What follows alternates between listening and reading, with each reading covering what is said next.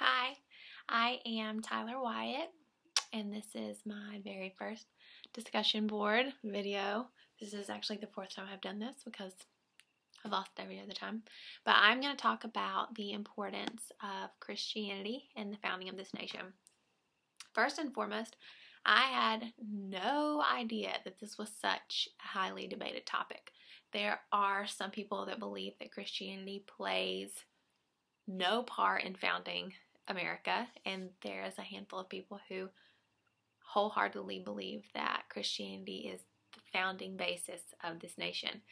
And I have to say, after researching this very hot topic, I think it played a part, definitely, but I don't think it played as great of a part as we think it may have. Because apparently, okay, well, first of all, when the European settlers came to America, they all identified as Christian, all of them except for the Jews. And there was, I think, about 2,500 Jews, and everybody else identified as a Christian. But the way that they, I don't know, defined a Christian is anybody that spoke out on any occasion, whether it be often or not so often, about Jesus and God and the church. You were a Christian. For instance, George Washington, he definitely talked about God, but not, Billy Graham talk about it all the time, but just he spoke about it, and he was considered an evangelical Christian.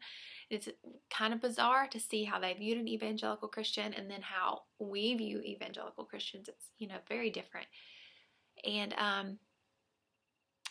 so I guess in 1776, when they signed the Declaration of Independence, there are definitely some Christian roots that I can see intermingled into our Declaration, our Constitution, our amendments. For instance, one of the amendments, I'm not really sure which one it is. Let me see my notes. Let me refer back here. There's one specific amendment that really talks about Jesus and really talks about punishment if you don't. I'm trying to think. It's one of the let me see.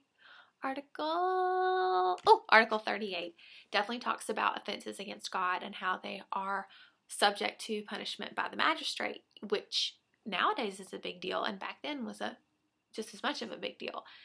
So there are definitely some Christian roots, and it even quotes Romans 13. So it quotes the Bible. That's a huge thing. So I guess to nail all this down, the founders of our country were considered Christians. They did not go to church regularly. They engaged in wars, which back then was, like if you spoke about Jesus, you were a Christian, but your actions didn't really have to mesh with that. So it's kind of like, were they Christians or were they not? Obviously, we can't know their hearts, but based on principles that are written within our, very important documents, we do have Christian beliefs. Do I think they are as heavy and intense and as deep-rooted as I once thought they were? I can't really say I do, because the way that they define a Christian is so vastly different than the way that I define a Christian, I guess. Your life has to follow your belief system. Because you are a Christian, you want to please God, and you want everything in your life as best you possibly can to be pleasing in the sight of the Lord. And they didn't feel that way. So, I don't know. The lines are a little bit blurred. I definitely think we have Christian beliefs, and I think Christianity and biblical principles play a part in the founding of our nation. But I don't really know if I think it's as great of a foundation as I did before I did this discussion board. I don't know.